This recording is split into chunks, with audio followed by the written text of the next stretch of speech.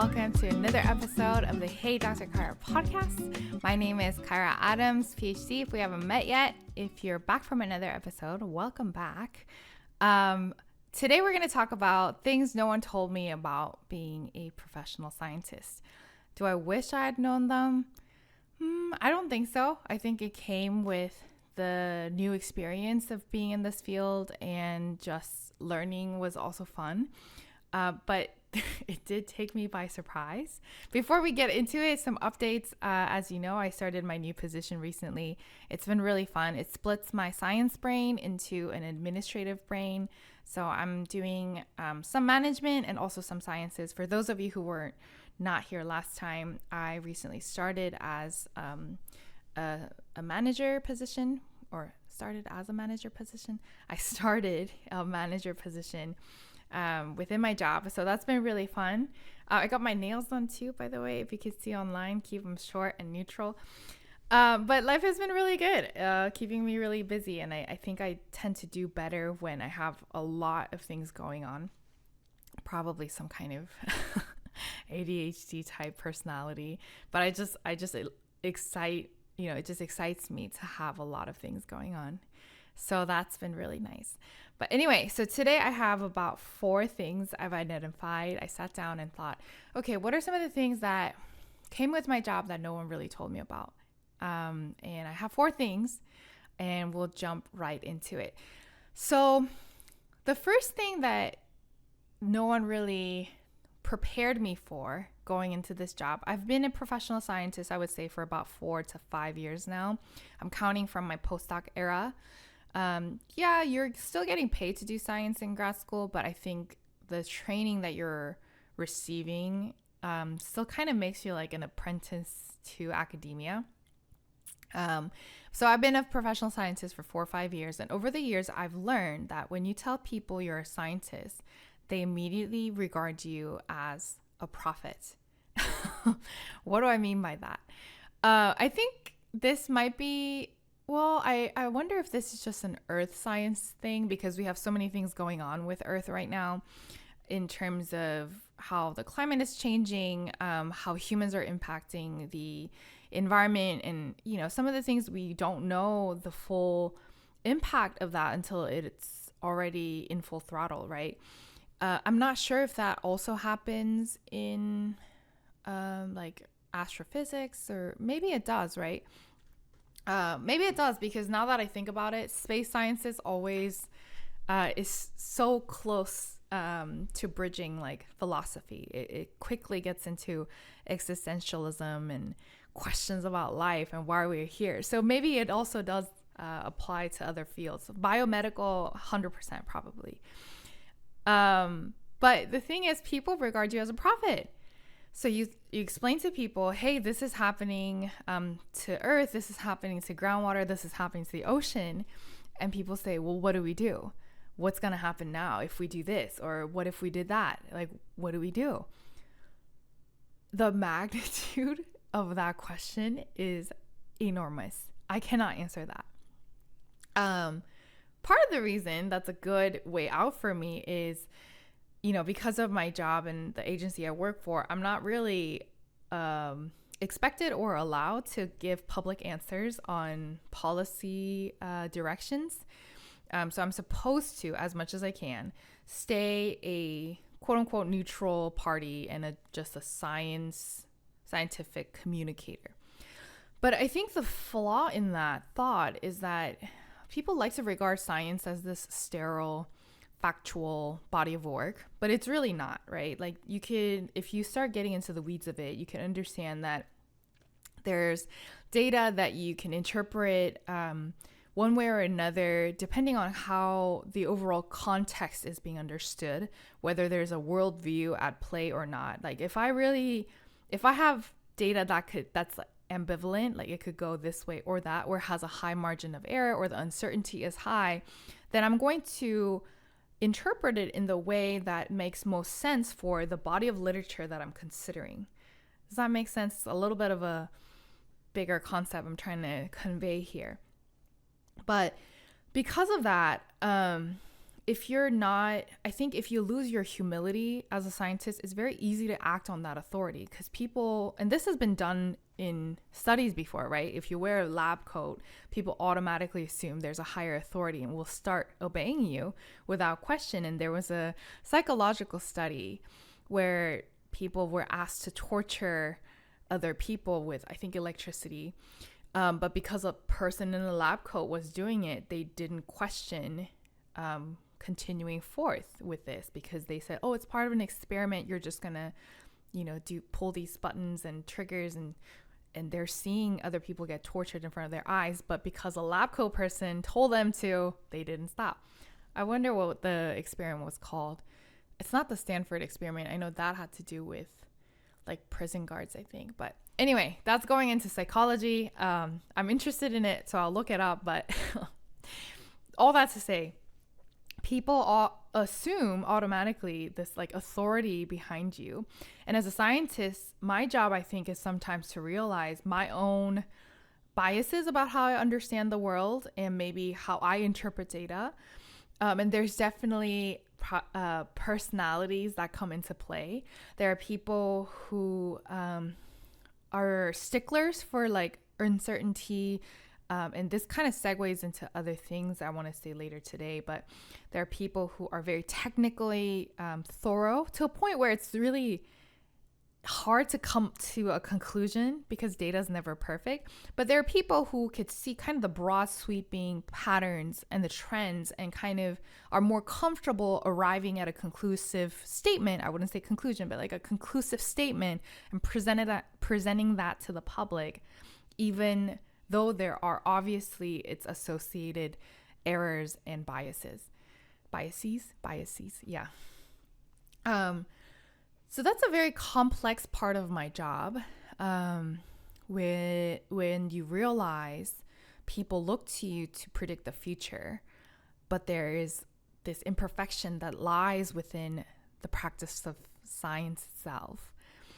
I think when it comes to like Earth conservation, climate change, things like that, that's even more stark, because people say, well, what now? Like, what do we do? And so I don't know how to move forward, honestly, but I am now all the more keenly aware of the responsibility and the authority that I may accidentally have. I might have not asked for it, but people just think, oh, she's a NASA scientist, she probably knows what she's talking about. I mean, I don't have all the answers. And especially when people ask me random things that are scientific but not in my realm, I have no idea what I'm supposed to say. For example, when I was in grad school, I would be, like digging on the sand, looking at groundwater samples and whatnot. But people would stop me because I'm digging on their beach, right? It's a public beach. People were hanging out. They're curious about all these experiments that I'm doing. And they would stop me and ask about like dolphin health and like migratory patterns of horseshoe crabs. I have no idea. And they're like, well, it's a real problem. What do you think we should do?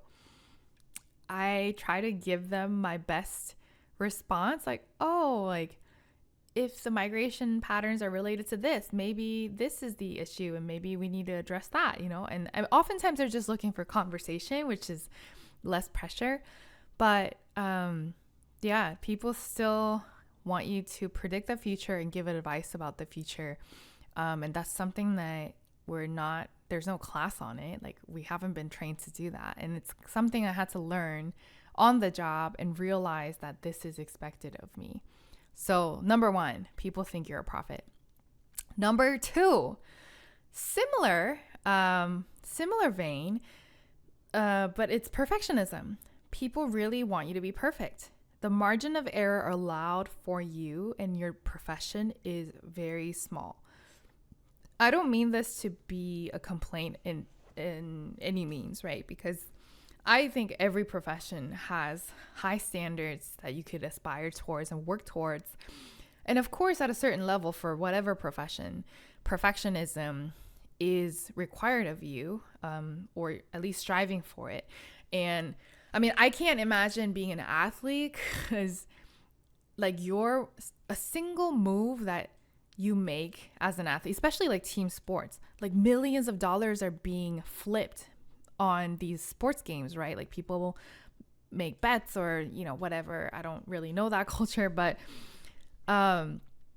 your win for your team can really depend on the butterfly effect of like a one single movement that you do with your body. And like, that's immense pressure. So I understand that there are other professions that also may have higher standards of perfectionism in operation. But as a scientist, so people think you're a prophet. And along with that, like I was mentioning, people want you to know everything or expect you to know everything and be perfect in every aspect of academia or being an academic. I'm very quickly learning this.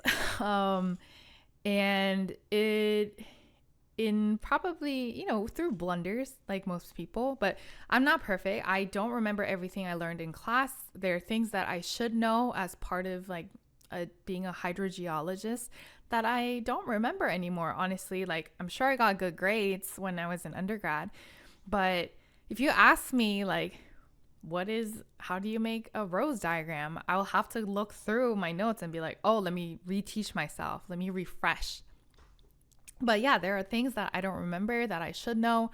There are things that I get confused with. And in this era where anybody and everybody could correct you so quickly because Google is available to us and everyone, most people in modern day society carry around smartphones. It's just a higher measure, right? Like imagine, like sometimes I'm like, well, imagine being in the 1800s, 1700s or whatever, and you had some scientific knowledge and you presented it, but you, let's say, like slipped up on something. No one's gonna find out until much later when they're like going through records and there's an actual scholar team dispatched to disprove or check what you, like fact check what you've said. But right now I'd be in conversation. I'm like, oh, actually, I think it's so-and-so or this and that. And people whip out their phones and Google be like, yeah, you're wrong. And then all of a sudden my entire reputation as a scientist is like on the ground, right? Or even as a person, I would say. And so that has been tough. And as I get more exposure to more public things, so if I was just a scientist and I maybe am operating within my own little bubble, like I'm just doing my own little thing, I'm self-funded, I have my own money, I have my own lab, I publish my own stuff with my own publishing company, it doesn't matter, right? And that accountability that's built into my job in academia, I think it's great. There's some things I would change, like sometimes I question peer review. That's a story for another day. But as I get more public facing as a scientist, so like I have more like news interviews or I'm putting more content out there, interacting with just people that are not in the sciences, I feel that pressure more and I'm seeing how important it is for people as well. It's good. It keeps me on my toes. It's accountability. But I can't possibly know everything all the time. I'm also limited in my own experience as one single person and what I'm exposed to, right? One short incident is there was a term that I had used in a previous episode, and it was a term that I was comfortable using to describe a particular situation, and it was an analogy type expression. It was a figure of speech, right? But I didn't realize that term was actually used in greater settings for a slightly different meaning. I could see the parallel in the phenomena it was describing and versus how I was using it. But I got called out online. They're like, oh, you didn't even Google before you posted that. I was like, because I didn't I didn't know that there was a greater usage for this or a different application case for this. And I took that and said, oh, well, thank you for letting me know. But it was just a reminder, like, well, first of all, how quickly things could get out of hand. Not out of hand, but how quickly it could reach different people. I think I got too comfortable with my small audience. And it was just a stark example of how kind of people want to call you to a higher ground all the time, which is good, but it could get pretty daunting because you can't ever be perfect or know everything and have the smallest margin of error for every single thing. I'm not making excuses for myself, but I think when I do that for my job all the time and then I go to regular parts of my life, but the same measure is now applied to me from a greater public, that's just something I was not prepared for. Does that make sense? Like if I write a paper and it goes through a review, and reviewer two, it's always reviewer two. And if reviewer two has an issue with my problem and say this is the worst piece of scientific revelation that's ever been written and all of these things are wrong, I'm like, okay, well, that's part of the job, and sometimes it happens, you get mad about it, but you're like, all right, it just comes with the package of your job description and your experience. But then let's say, and then I leave work and I come home and I do something online, just like, sharing my experience about being a scientist or something. And all of a sudden there's a crowd of people coming at you like, that's not actually true. You're like, whoa, I didn't expect, because, most of the time your online experience is just like, well, my online experience is like my 10 friends, maybe less than. So I just wasn't prepared for that. But I'm learning, and it comes with the job. Apparently, you can't turn off being a scientist, I guess, even if you're off of your job, especially if you're as vocal about it as I am, right? I mean, I start my podcast saying Kyrie Adams PhD. So like I should take responsibility for this. But anyway, so that's number 2, perfectionism and the grace people have for your mistakes and your lack of knowledge is tiny. They won't commend you for how much knowledge you have, but they will definitely point out how much knowledge you don't have for certain areas that you don't know. So God forbid I don't know anything about biomedical engineering. Oh my gosh, she's a PhD and she doesn't know anything. So it sometimes feels like that. But we're always learning, so that's good, right? Okay, that was kind of negative. I wanted to then go into a more positive thing, but the next one is also kind of the negatives, and that is competition. I was not ready for how competitive this industry is and how competitive you have to be for my job. Again, let me contextualize. Yes, I understand that there's a probably bigger door for being a scientist of different sorts than maybe becoming like a world-class pianist or a world-class athlete.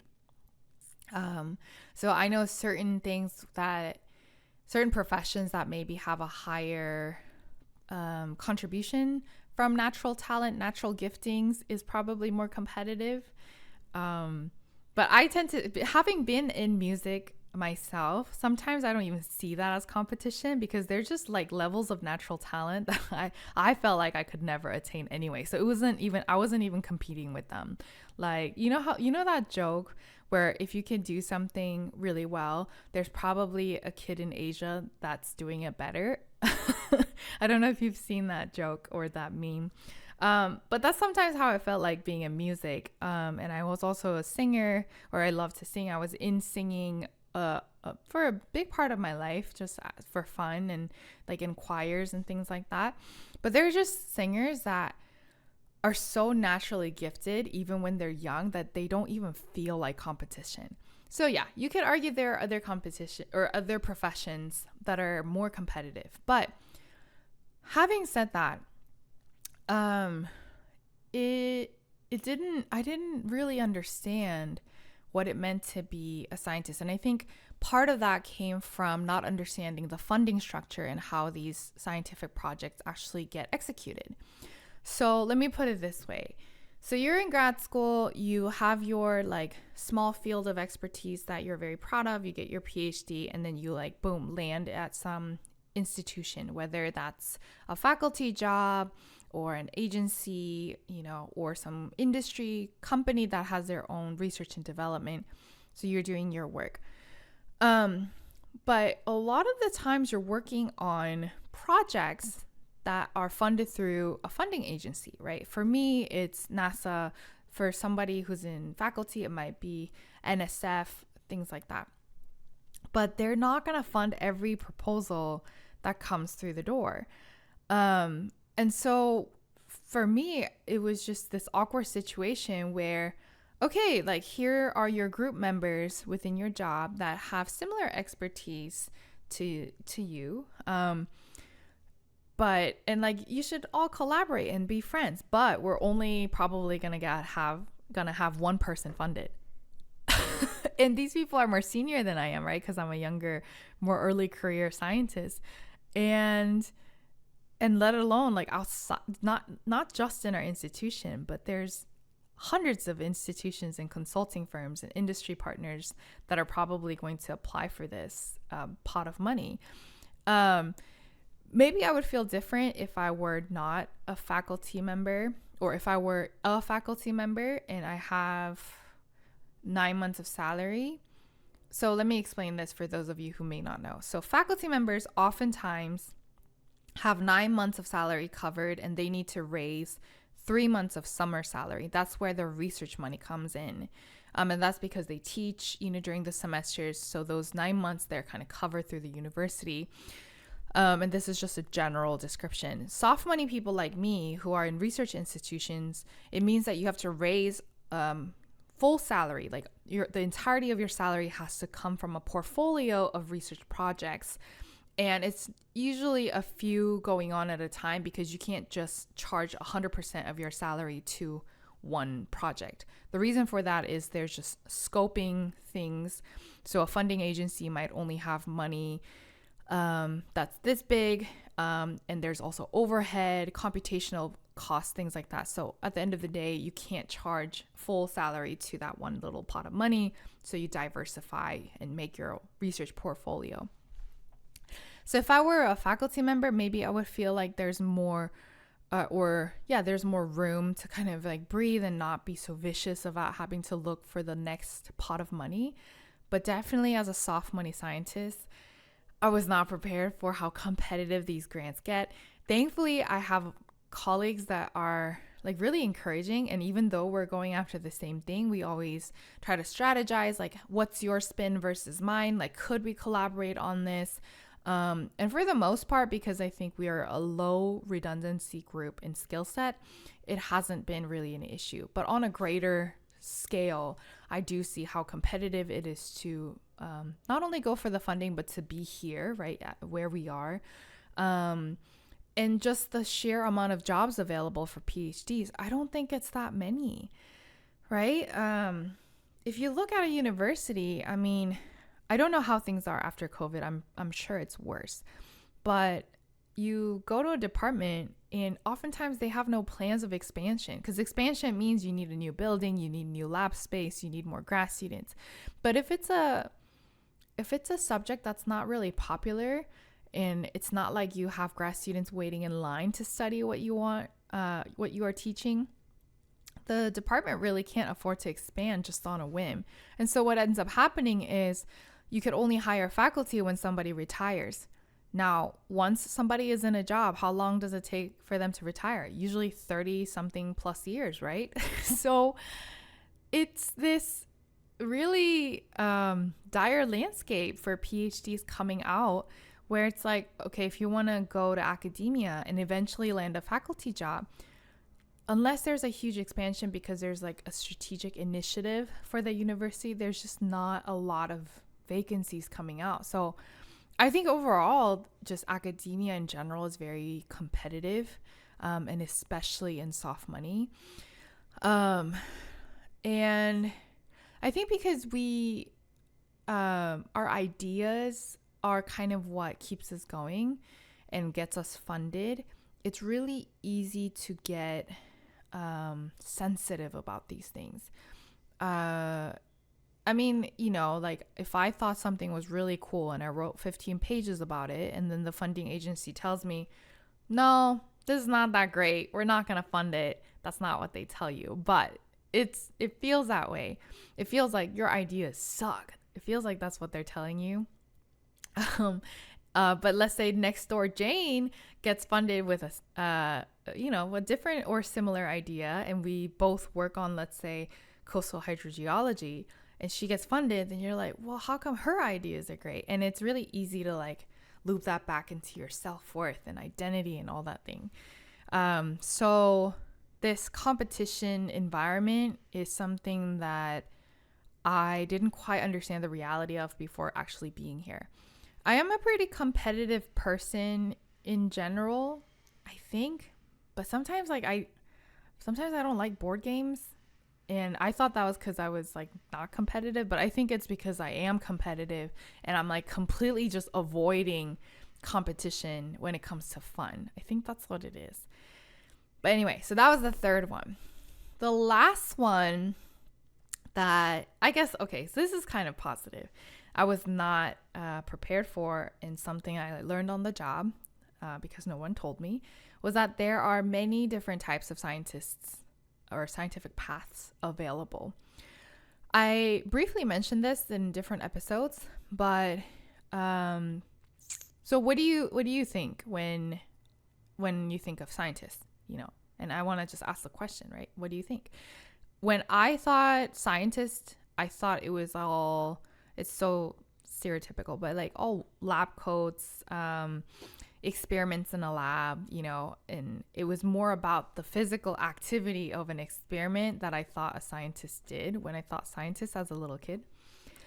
But now that I'm here, there are so many different types.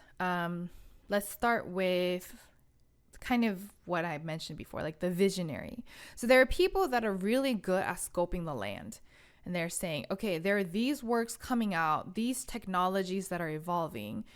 If we want to figure this out, how can we merge them together, and what's the direction forward as a field, like as our little expert, group of experts? Where are we supposed to go next? So those people have fully tapped into the profit realm. They're very good at large scale assessments. I would say they're pretty good at managing as well. So they're kind of the managerial personality types in sciences. Not always.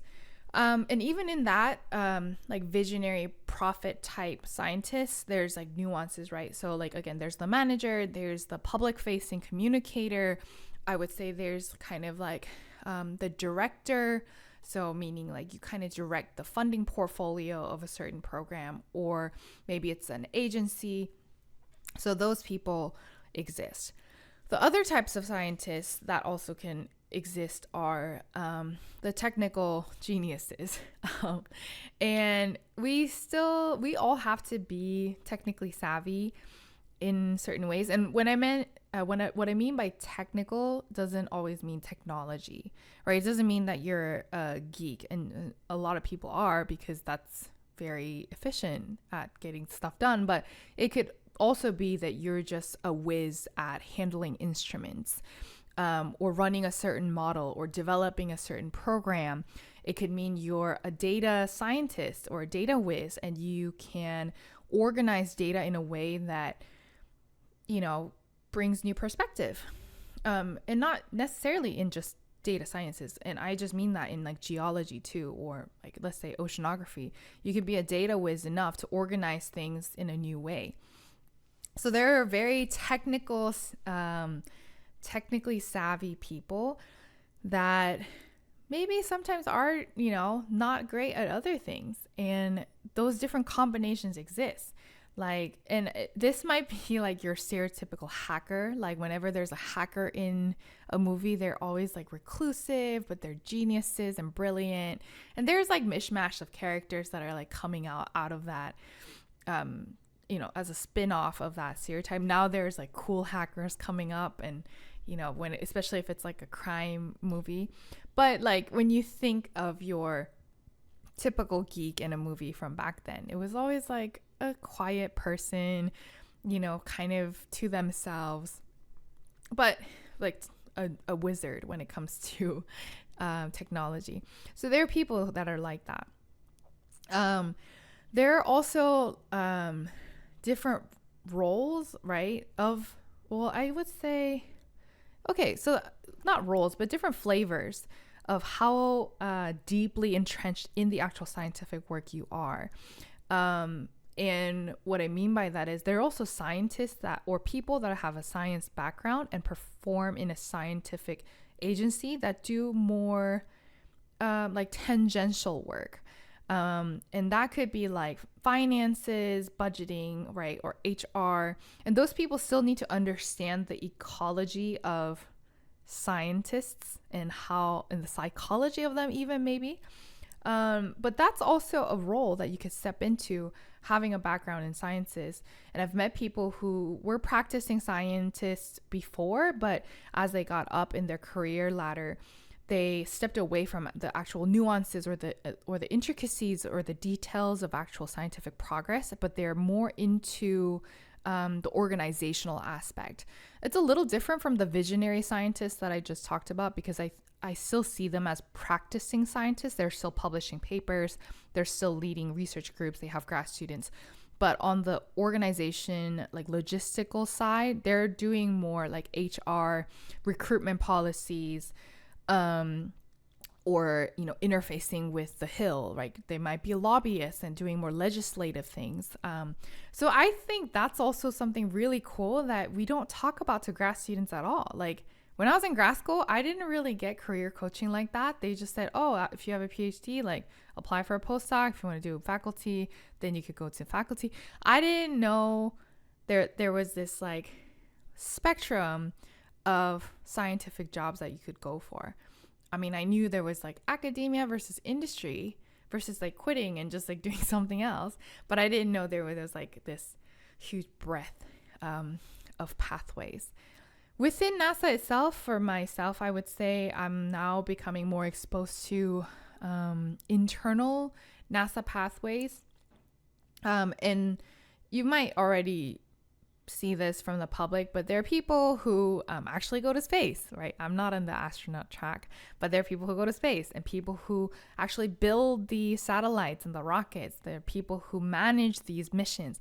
There are people who do science with data from the missions. That would be someone like myself, like I do like kind of applications of the data from the satellites. There might be people who work more with headquarters, right? And do more like manager type things. And so now I'm also aware not only of scientific or the scientist flavor that I just introduced, but also like within my organization, what are some of the pathways that I could take for my career? And even in the spectrum of activities that I've had exposure to as a scientist, like I've gone scuba diving for work, which was purely a blessing. I've done field work, right? I've done lab work. I've done programming and coding. I've done like conferences where it's like presenting, communications, like all of these different activities. I've also I sketch, schematic diagrams, and I draw, which is one of my favorite parts. I have to write. I have to like story tell, if it's especially for like kindergartners, So there are a variety of things that you can do under being a scientist umbrella. And I wish I had been taught that a little bit more to understand the possibilities. Like, oh, okay, I really suck at, let's say, okay, one thing I really struggled with coding my last year and modeling my last year of grad school, because it was just such a steep learning curve. But if somebody had told me, oh, okay, you need to learn a certain level, but you don't need to be at a level where you're developing something, or like you don't have to be a Python developer, or you don't have to be working for MathWorks with MATLAB to be at a level where you could call yourself a scientist. Like if you could get the things that you needed to do and get it done, and you could see a way out, like, okay, I know what needs to be done. The technicalities of it, maybe there's someone who's smarter than me who can do that. Like, that's also possible, because then you could start to formulate your own way out as a PI or a project manager. Like, I wish somebody told me that, because I took it so hard on myself, and I was like questioning, like, these undergrads are like coding better than I am. Like, what's going on with me? Like, am I not good enough? But no, like there's just different people who are good at different things. And part of my gifting is understanding how to put together a project together. Like, I'm not good at this, but I know this person is, and I think we could work together to make something new, you know? So that's something that I wish somebody told me. But anyway, so those are the 4 things: being a prophet, the required perfectionism, the competition, and then the types of scientist life that you can have. So I don't know who's listening, but if you are considering, you know, being in the sciences, I think those are really good pointers for you. If not, well, welcome to being in my world. You know, that's kind of like how my day-to-day goes. Like, these are some of the revelations I've had over the years. But anyway, I think that's a good place to end it. Thank you so much for listening. We're coming to the end of the season. Each season is going to be about 8 episodes. Season 1 was more of a word dump, like all of these stories and thoughts I had that I had accumulated. And for the most part, I just wanted to get stuff out there. But I think season 2, we're going to have a little bit more of a targeted approach. We're still in the works of figuring that out. But next episode will be the last episode for season 1. So we'll come back for the final finale. Thanks for coming back, and I hope you have a wonderful day wherever you are. And I'll talk to you next time. Bye.